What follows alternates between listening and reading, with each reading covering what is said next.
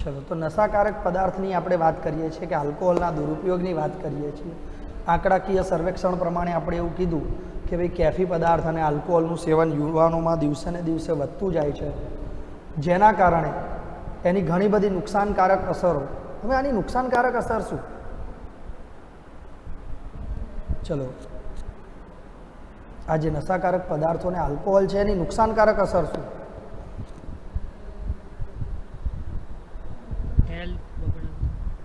સરસ, શારીરિક કારણ મળી ગયું. ચાલો, શારીરિક રીતે હેલ્થ બગડે છે. પછી આર્થિક રીતે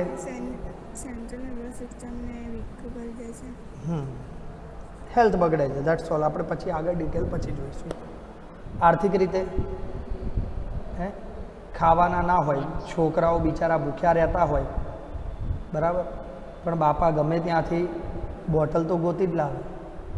આવી પરિસ્થિતિઓ આપણે જોઈ છે બેટા? સારું, ચલો, એની એ આર્થિક અસરના કારણે જે તે કુટુંબમાં આર્થિક તંગી સર્જાય છે. એના કારણે સામાજિક અસર શું થાય છે? તો કે ભાઈ જે તે વ્યક્તિનું બાળક ઘરની પરિસ્થિતિઓથી કંટાળે છે, કંટાળીને નાની ઉંમરે મજૂરી લાગે છે. નાની ઉંમરે મજૂરીએ લાગે છે તો એની પાસે કોઈ પણ સારું ખોટું જોવાનો ભેદ હોતો જ નથી, બરાબર ને? એને તો એક જ વસ્તુ દેખાશે, શું? પૈસો. સારા માર્ગે આવે છે, ખોટા માર્ગે આવે છે એ જોશે. કારણ કે એના ઘરમાં એને કોઈ સમજાવવાવાળું છે જ નહીં બિચારાને. મેં તમને હંમેશા કીધું છે કે હું મારા જીવનમાં ક્યારેય કોઈ વ્યક્તિનો વાંક કાઢતો જ નથી. હું હંમેશા વાંક કાઢું છું પરિસ્થિતિનો, બરાબર ને? કે આજે તમે કોઈ ભૂલ કરી રહ્યા છો, પણ તમારી ભૂલની અંદર તમને આજુબાજુમાં કોઈ કહેવાવાળી વ્યક્તિ છે કે જે તમને સમજાવે કે બેટા આ તારી ભૂલ છે, તો તમે એને સુધારશો ને.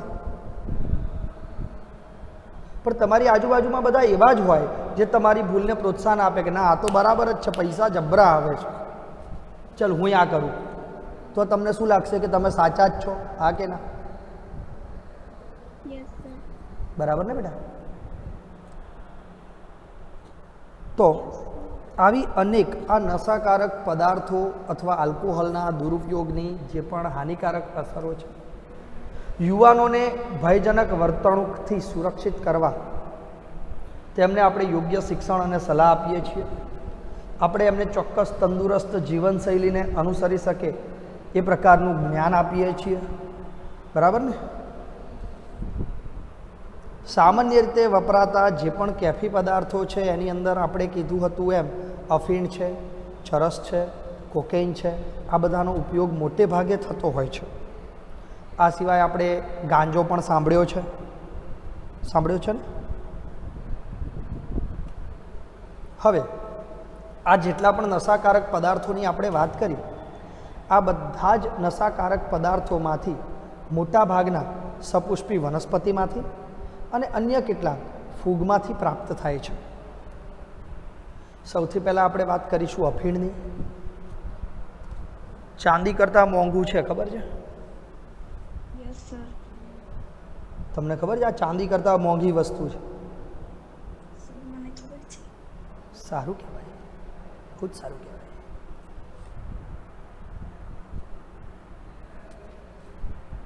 મને 12મા ધોરણમાં નથી ખબર હો, એટલે તમે બધા મારા કરતાં હોશિયાર છે. નાનપણથી ખબર છે. કેમ, ઘરમાં કોઈ પીવે છે? હા, મારા દાદા. ઓ બાપરે, મોંઘું પડે બેટા. બનાવે છે જાતે. અચ્છા, ખેતીમાં ઉગાડે છે? ઉગાડતા નહીં, એમની રીતે ખબર નહીં કઈ રીતે ખાંડ અને બધું નાખી બનાવતા હોય છે. નોટ પોસિબલ બેટા. સર મેં ધોરણમાં બનાવતા આવડે છે. વનસ્પતિ છે દીકરા. અફીણ છે ને એ વનસ્પતિ છે જે સીધે સીધું આપણા મધ્યસ્થ ચેતાતંત્ર અને જઠરાંતરીય માર્ગમાં હાજર રહેલા વિશિષ્ટ સંવેદનાગ્રાહી જે અંગો છે એની સાથે જોડાણ કરે છે. એટલે ભૂખ લાગી હોય તો ખબર ના પડે હો. તમને ભૂખ લાગી હોય તો ખબર ના પડે. તમે અફીણ પીધું હોય તો તમને કોઈ 2-4 ઢીંકા મારીને જતું રહે તો ખબર ના પડે. મતલબ એવું કેફી દ્રવ્ય છે કે જે મધ્યસ્થ ચેતાતંત્ર અને જઠરાંતરીય માર્ગમાં હાજર રહેલા વિશિષ્ટ સંવેદનાગ્રાહીઓ સાથે જોડાણ સાધે છે. હેરોઇન કે જેને આપણે સ્મેક કહીએ છીએ, પેલા પિક્ચરોમાં પેલો સફેદ કલરનો પાવડર હોય છે ને, હોલસેલના ભાવે લઈને ફરતા હોય, હે? Yes, sir. હા. રાસાયણિક રીતે ડાયએસિટાઇલ મોર્ફિન કયું? ડાયએસિટાઇલ મોર્ફિન. આપણને એસિટાઇલ તો ખબર જ છે ને. હવે આપણને પિક્ચરોવાળા ડફોડ ક્યાં બનાવે છે ને તે જુઓ.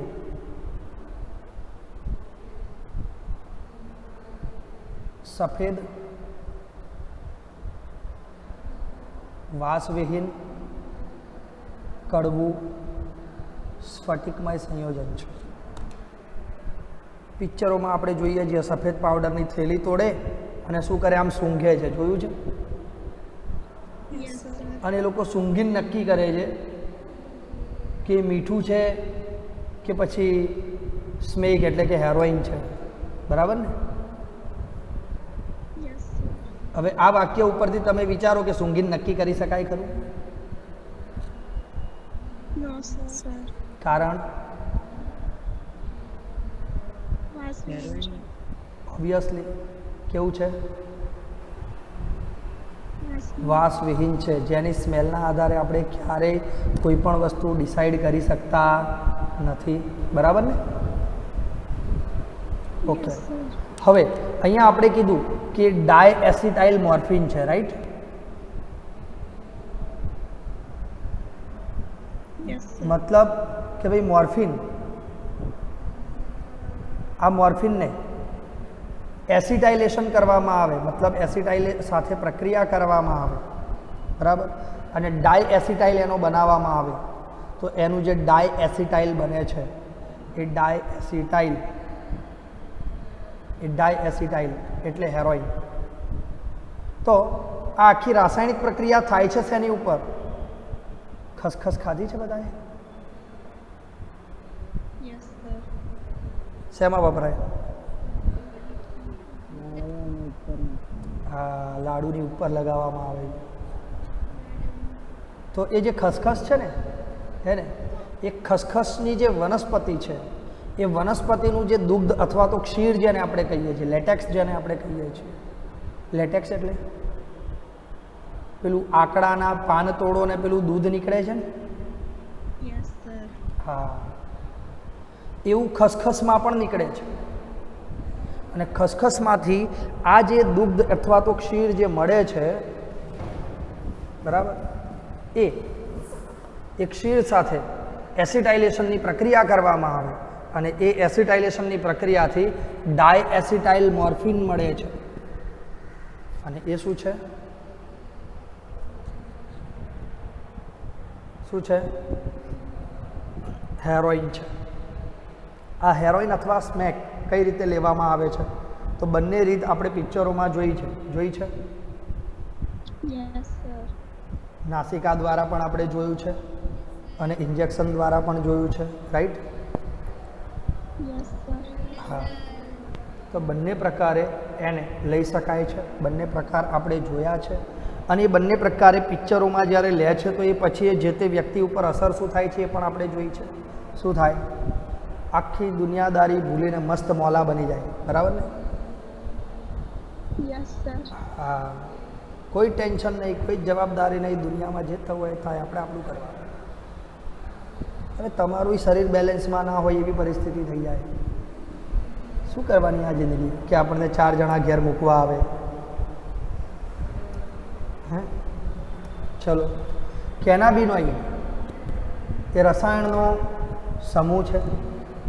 આ કેનાબિનોઇડ જે રસાયણનો સમૂહ છે એ મગજના કેનાબિનોઇડ ગ્રાહક સાથે પ્રતિક્રિયા આપે છે.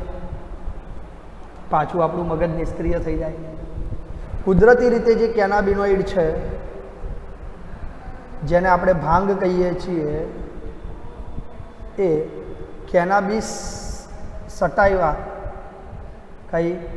કેનાબિસ સટાઇવા નામની સપુષ્પી વનસ્પતિમાંથી મેળવવામાં આવે છે. એ વનસ્પતિના જે પર્ણમાંથી એને મેળવવામાં આવે છે આપણને નીચે આપેલું છે, આપેલું છે યસ સર. અને એનું રાસાયણિક સ્ટ્રક્ચર જે છે એ પણ આપણને અહીંયા આપેલું છે, બરાબર. નોર્મલી આ કંઈ દોરવાનું પૂછાતું નથી, આ તમારે સ્ટ્રક્ચર ખાલી યાદ રાખવાનું કે આને મળતા 2-3 સ્ટ્રક્ચર આપેલા હશે, એ જે પણ આને મળતા 2-3 સ્ટ્રક્ચર આપેલા હોય એ 2-3 સ્ટ્રક્ચરમાંથી કોઈ એક આવું હશે જેમ ઉપર OH નીચે OH, બરાબર. બીજું દ્વિબંધ ક્યાં ક્યાં છે એ યાદ રાખવાના કે ભાઈ નીચેનું OH છે ત્યાંથી દ્વિબંધ શરૂ કરવાના અને ઓલ્ટરનેશનમાં યાદ રાખવાના, બરાબર. એ જ રીતે અહીંયા જે નીચે જે બંધ છે એમાં અહીંયા દ્વિબંધ છે અને ઉપર અહીંયા દ્વિબંધ છે, આટલા ખાલી દ્વિબંધ યાદ રાખવાના. કારણ તમને મિસગાઈડ કરવા માટે જો બદલશે તો OHનું સ્થાન બદલશે કાં તો દ્વિબંધ બદલશે અને 4 સ્ટ્રક્ચર સરખા મૂકી દેશે. તમે શું કરશો? તમને એમ થાય કે સાહેબ આ તો આવડે જ ને, આ તો ઓળખાઈ જાય, પણ ઓળખાય એવું નથી હોતું ઓપ્શનમાં જ્યારે આપે છે ત્યારે. ખ્યાલ આવી ગયો? Yes sir. હા, અને નીટમાં મોટે ભાગે MCQ આવા જ હેરાન કરે. ચલો, કેનાબિસના ટોચના પુષ્પ, પર્ણ અને રેઝિનનો વિવિધ સંયોજનોમાં ઉપયોગ કરી મેરીઝુઆના જુઆના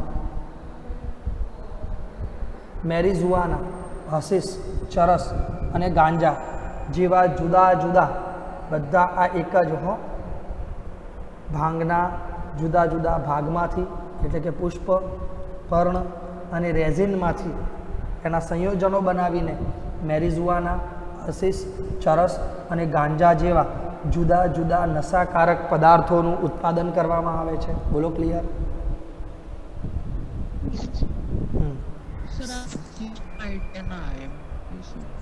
નશાકારક દ્રવ્ય જ છે બેટા. નોર્મલી આપણા દેશમાં એનો યુઝ ઓછો થાય છે એટલે આપણને ધ્યાનમાં નથી આવતું, બરાબર. વિદેશોમાં અલગ અલગ પ્રકારે આ બધા નશાકારક પદાર્થોનો ઉપયોગ થાય છે.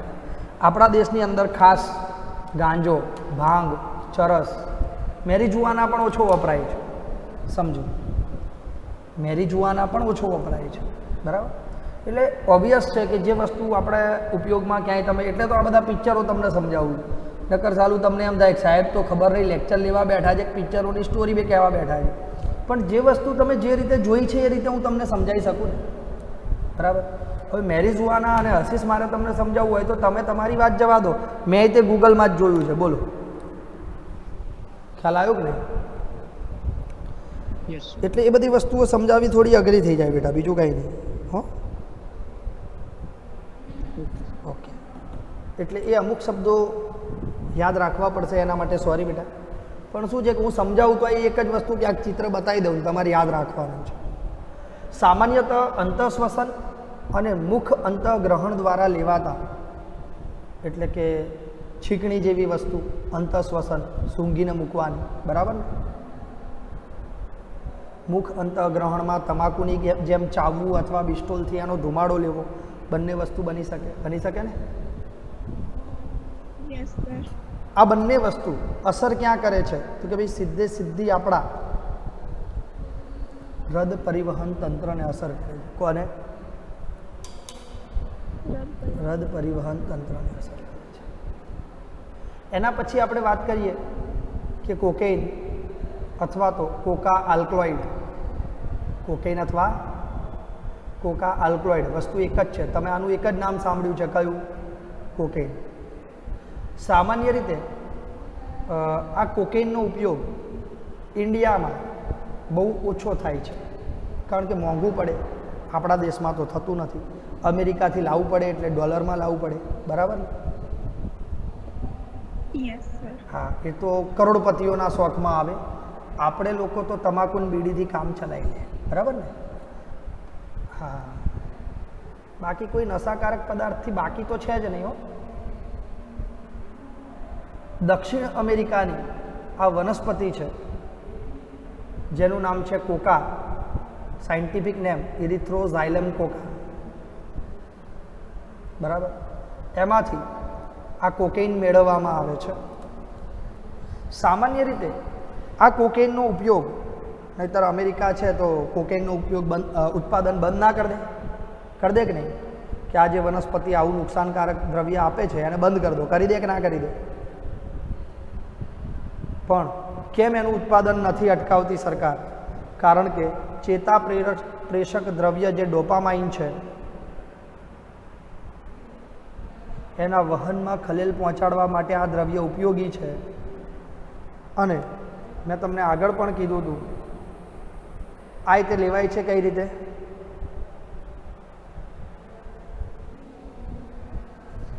અચ્છા, આ દ્રવ્ય સામાન્ય રીતે કેમ સરકાર અટકાવતી નથી? તો કે ભાઈ આપણને જ્યારે બહુ જ પીડા થતી હોય, બરાબર, તો ચેતાપ્રેષક દ્રવ્ય ડોપામાઇનનું વહન ડિસ્ટર્બ કરે આ દ્રવ્ય, એટલે શું થાય? પીડા બહુ જ ઓછી પહોંચે આપણા ચેતાતંત્ર સુધી, રાઈટ? હા કે ના? તો એ એની પોઝિટિવ અસર છે. હવે નેગેટિવ અસરમાં શું કરે છે? તો કે ભાઈ સીધું આપણું મધ્યસ્થ ચેતાતંત્ર માટે ઉત્તેજક તરીકે કાર્ય કરે છે અને આપણને મસ્ત ઉર્જાની અનુભૂતિ થાય છે. થોડા ટાઈમ માટે આપણી એનર્જી વધી જાય છે, બરાબર. વધુ માત્રામાં ભ્રામકતા પ્રેરે છે. આપણે બ્રહ્મા જોઈએ કે આપણા જેવું તો કોઈ છે જ નહીં. We are the best. જો કે આ તો આવો વેમ તો આપણને એમને હોય જો હોય છે કે નહીં હોતો? આઈ એમ ધ બેસ્ટ. હે, હા, દરેકને પોતાના એક ફિલ્ડ માટે હોય. કોઈને એવું હોય કે હું ભણવામાં બેસ્ટ છું, કોઈને એવું થાય કે હમણાં ક્યાંક બબાલ થાય આપણને બોલાવજે, જોઈએ શું થઈ જાય છે. હે, હા, આપણે હોઈએ એટલે કંઈ થાય જ નહીં, સામેવાળો અવાજ તો કરે, ખબર પડે એમ. આવી ભ્રામકતા હોય છે કે નહીં હોતી? હે, આવી અન્ય ભ્રામકતા આપણા દેશી જો વનસ્પતિની વાત કરીએ, ધતુરો, એટ્રોપા બેલાડોના, ધતુરાની જુદી જુદી જાતિમાંથી આ જુદા જુદા નામ છે. તેમાં આપણા દેશના દેશી નામ પ્રમાણે ધતુરો, બરાબર, અને વિશ્વ લેવલે જે સૌથી વધુ એની જે જાતિ ઉપયોગમાં લેવાય છે એ છે એટ્રોપા બેલાડોના. ક્લિયર? Yes sir. રમતવીરો, આપણે કીધું ને ટેમ્પરરી એનર્જી વધારે છે, કીધું કે નહીં? હા, એટલે ધારો કે 100 મીટરની રેસ હોય એ તો ઘડીકમાં પતી જવાની હોય ને, ઘડીકમાં પતી જવાની હોય ને. હા, તો થોડી વાર માટે તો થઈ જાય કે લઈ લઈએ, પતે. બાર્બિટ્યુરેટ, એમ્ફિટેમાઇન્સ, બેન્ઝોડાઇઝેપાઇન અને તેના જેવી જ અન્ય ડ્રગ્સ કે જે હતાશા અને અનિદ્રા જેવી મગજની બીમારીથી પીડાતા રોગીઓની સહાયતા માટે, મેં હમણાં જ કીધું ને કે આ બધું સરકાર બંધ નથી કરતી. એનું કારણ આ છે કે ભાઈ ઘણી બધી એવી મગજની બીમારીઓ છે કે જેની રાહત માટે આ વસ્તુઓનો ઉપયોગ ગવર્મેન્ટને કરવો પડે છે, રાઈટ? યસ. તો મેડિસિનમાં આ બધી વસ્તુઓનો ઉપયોગ થતો હોવાથી એનો દુરુપયોગ અટકાવવો થોડોક અઘરો થઈ જાય છે.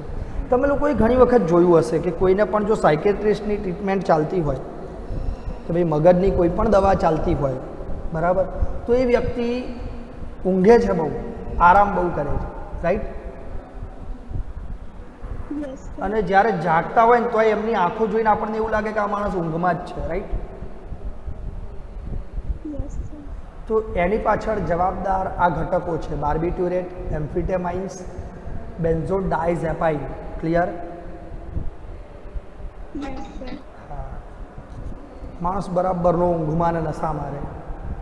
મોર્ફિન એ અસરકારક શાંતિદાયક કે દર્દશામક ઔષધ. પણ મેં તમને કીધું કે જ્યારે બહુ જ પીડા થતી હોય ત્યારે આપણને એ પીડાની અનુભૂતિ જ ના થાય ઓપરેશનમાં, શસ્ત્રક્રિયામાં, બરાબર ને? એના માટે દર્દીઓને મોર્ફિન આપવામાં આવે છે. ક્લિયર?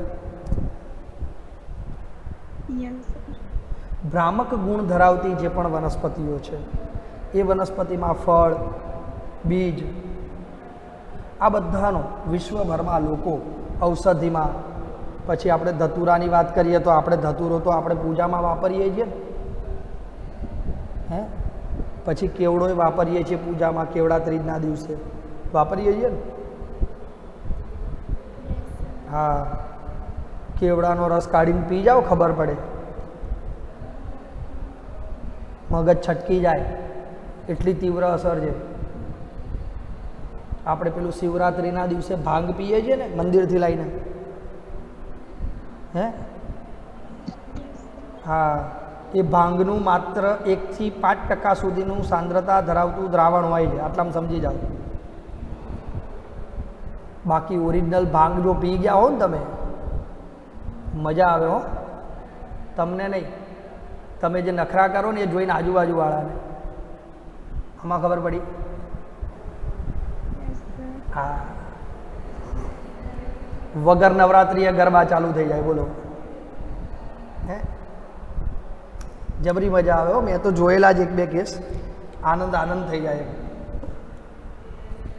ખાસ યુપીવાળા લોકો બહુ પીવે હોળી ધૂળેટીમાં, ખબર છે? હે, તમને લોકોને યાર બધી સામાન્ય માહિતીઓ બહુ ઓછી છે. હશે, ચલો. જ્યારે આ ઔષધો ચિકિત્સાના ઉપયોગ સિવાય અન્ય ઉદ્દેશ્યથી લેવામાં આવે ત્યારે કેટલીક માત્રામાં કેટલીક વાર લેવાય છે, તેની કારણે વ્યક્તિના શારીરિક, દેહધાર્મિક, માનસિક કાર્યોમાં ગડબડ અથવા વિક્ષેપ સર્જાય ત્યારે કહી શકાય કે આ નશાકારક દવાનો શું થયો? હા, બાકી અત્યાર સુધી ઉપર તો આપણે શું જોયું? શેમાંથી મળે છે ને ઉપયોગ શું છે, બરાબર ને? હા. ધૂમ્રપાન પણ આવી જ તીવ્ર નશાકારક પદાર્થના તીવ્ર ઉપયોગનો એક રસ્તો ખોલી આપે છે. આપણા ભારત દેશની અંદર, આમ તો પૂરા વિશ્વની અંદર તમાકુનો ઉપયોગ 400 વર્ષ કરતાં પણ વધુ સમયથી થતો આવ્યો છે. પણ ભારત દેશની અંદર એનો સૌથી વધારે ઉપયોગ અફીણનો અને તમાકુનો અંગ્રેજોના સમયમાં થયો. એ પછી હજી સુધી કન્ટિન્યુ છે, બરાબર. આવી મોટી મોટી બિસ્ટોલોની કંપની, સિગરેટની કંપની ઇન્ડિયામાં હતી જ ક્યાં? ઇન્ડિયામાં તો દેશી બીડી મળતી હતી, હે, ટેલિફોન સ્પેશિયલ સોમાભાઈ, 3 કંપનીની. હું નાનો હતો ત્યાં સુધી, હો. હા, આવી મોંઘી મોંઘી બિસ્ટોલ તો ખબર નહીં, કોઈક પીતું હોય ને તો એ લોકો એમ કે આટલી મોંઘી જ નહીં પીવાતી હોય. અને અત્યારે કોઈક બીડી પીતો હોય તેમ કે આ તો આડો ગરીબ દેશનો હોય, હે. લોકોનું સ્ટેટસ આ નશામાં સ્ટેટસ, બોલો, હે. આલ્કોહોલ પીતા હોય ને તો એમાં સ્ટેટસ હોય, પર્ટિક્યુલર બ્રાન્ડ જોઈએ, બ્રાન્ડ. એટલે આ ભાઈ મૂળ તો નુકસાન જ કરવાની છે, છોડને, હે. હા, તમાકુનો ઉપયોગ ધૂમ્રપાનમાં અથવા તો ચાવવામાં અથવા તો સૂંઘવામાં, બરાબર ને? આવી જુદી જુદી રીતે થઈ શકે છે. તમાકુમાં ઘણા રાસાયણિક પદાર્થો છે, યાદ રાખજો. અહીંયા આપણે એ જોવા જઈ રહ્યા છીએ કે એ આપણા શરીરને ક્યાં અસર કરે છે અને કેમ લોકોને આ વસ્તુ છોડવામાં તકલીફ પડે છે, બરાબર. એટલે ઘણી બધી વખત વિદ્યાર્થીઓના મગજમાં આ પ્રશ્ન હોય છે કે સાહેબ આપણે કોઈ બી વસ્તુ ખાતા હોઈએ અને બંધ કરી દઈએ તો થઈ જાય છે, તો તમાકુ કેમ નથી થતું? રાઈટ? Yes sir.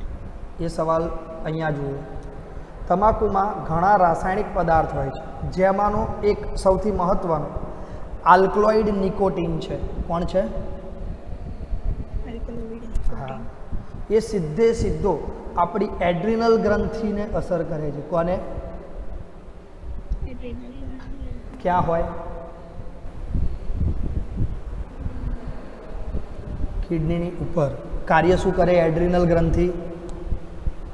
યાદ કરો.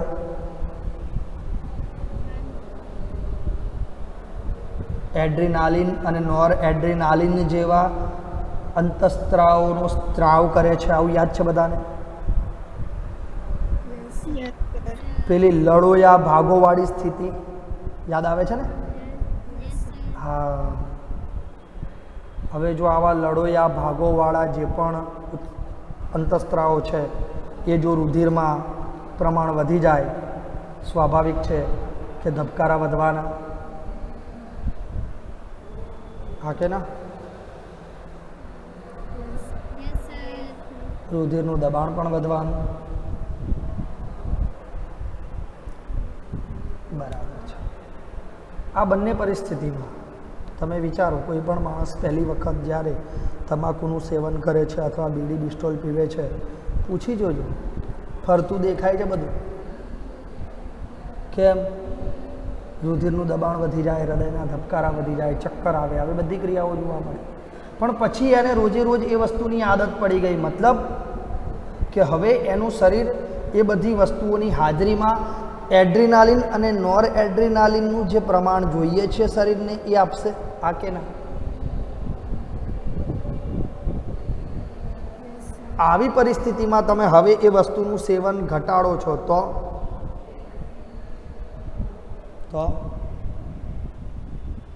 તમારા રુધિરનું દબાણ અમુક લેવલ કરતાં ઘટશે. હૃદયના ધબકારા જે નોર્મલ રહેતા હોય એમાંય તકલીફ પડશે.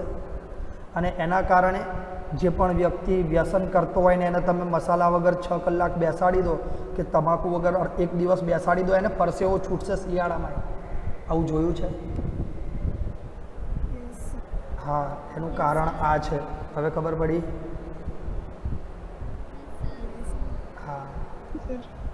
ધૂમ્રપાન ફેફસાને, મૂત્રાશયને, ગળાને બધાને અસર કરે છે, જેમાં કેન્સર પ્રેરી શકે છે. બ્રોન્કાઇટિસ ફેફસાને લગતી શ્વસનની બીમારી છે. ખબર છે ને? ખબર છે? એમ્ફિસેમા, શ્વસન સંબંધિત બીમારીઓ બધી આપણે જોયેલી છે. કોરોનરી સંબંધિત બીમારી, કોરોનરી એટલે આપણી આર્ટરીવાળી વાત છે, ધમનીઓની વાત છે, રાઈટ?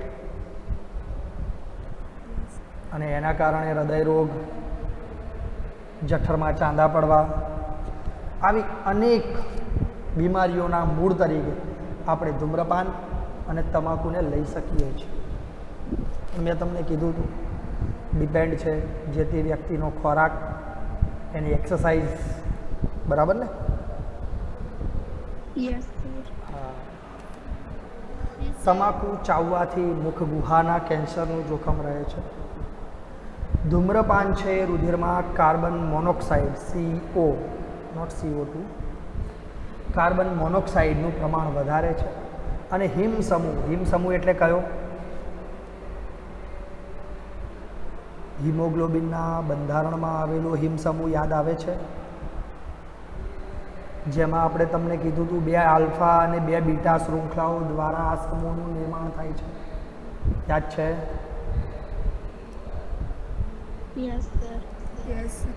કે ખાલી હા?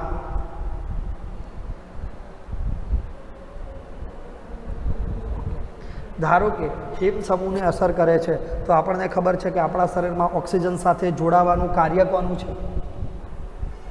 હિમોગ્લોબિનનું. હા કે ના? હવે જો હિમ સમૂહ આનાથી ડેમેજ થશે તો ઓક્સિજન ઘટશે. બરાબર છે.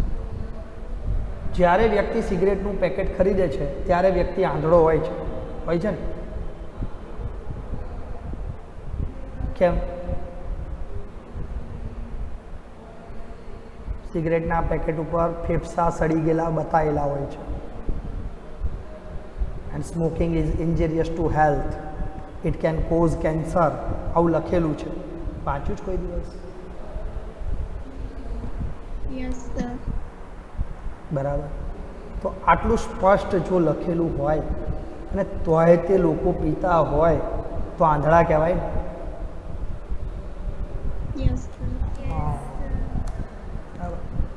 તો જે ધૂમ્રપાનથી સાવચેત કરે છે અને દર્શાવે છે કે તે કેવી રીતે સ્વાસ્થ્ય માટે હાનિકારક છે, જોખમી છે. આમ છતાં પણ યુવાનો અને વૃદ્ધો આજકાલ ધૂમ્રપાન બસ મજા કરવાની. પાછા આપણને કહો સાહેબ જિંદગી છે જીવી લેવાની. અલ્યા પણ જીવી લેવી છે તો બદામ ખા. હે? જીવી લેવી છે તો બદામ ખા ને. સડીને મરવું છે, જીવી લે ને ભાઈ. ખરું ને? Yes sir. હા, તમે વિચારો, લોકો એમ કહે છે કે ભાઈ કાજુ બદામ મોંઘા થયા, તેલ મોંઘું થયું, પેટ્રોલ મોંઘું થયું. 3 રૂપિયાનો મસાલો મને યાદ છે કે 2016-17માં 3 રૂપિયાના મસાલાના 5 થયા હતા. એ 5થી લઈને અત્યારે 15-20 સુધી પહોંચી ગયું. બરાબર, 6 વર્ષની અંદર 4 ગણો ભાવ વધારો થયો. ત્યાં કોઈ મોંઘવારી નહીં નડતી. મહિને હિસાબ કરો, છોકરાઓ 2 કિલો બદામ ખાઈ શકશે. બદામ મોંઘી નથી. ખાઈ શકે કે ન ખાઈ શકે? હે? Yes sir. કારણ કે મને ખબર છે કે તમારામાંથી લગભગ કોઈનું ઘર એવું નહીં હોય કે જેના ઘરે ગલ્લાનું બિલ મહિને 500 રૂપિયાથી ઓછું, 3000થી ઓછું બનતું હશે. રોજના 100 રૂપિયાના મસાલા કે તમાકુ કે બીડી કે બિસ્ટોલ, જેના ઘરમાં પણ જે પણ વ્યસન હશે, રોજનું 100 રૂપિયાનો ખર્ચો હશે. બોલ, મહિને 3000 થયા. Yes sir. કેટલા કિલો કાજુ બદામ આવે? હે? 2.5 કિલો આવે. વધારે આવે પણ આપણે 1.5 જ આવે.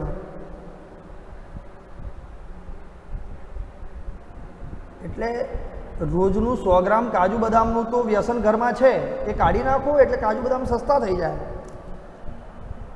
દરેક બંધાણીને સલાહ અને ચિકિત્સા સંબંધી માર્ગદર્શન આપીને આ આદતમાંથી છુટકારો અપાવવો જોઈએ. સલાહ તો આપણે આપીએ જ છીએ બધાને, બરાબર.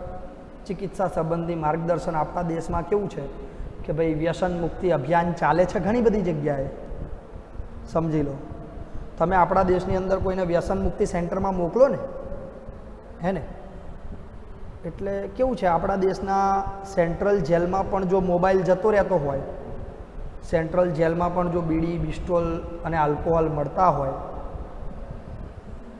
તો વ્યસન મુક્તિ કેન્દ્રમાં ન મળે? ઉપરથી મોંઘા મળે. કેમ? કૌભાંડ જ કરવાનું હોય ને. હે? તો આજે આટલું રાખીએ છીએ. કિશોરાવસ્થા અને નશાકારક પદાર્થો અથવા તો આલ્કોહોલની ટેવ વિશેની માહિતી હજી આપણે આવતીકાલે જોઈશું.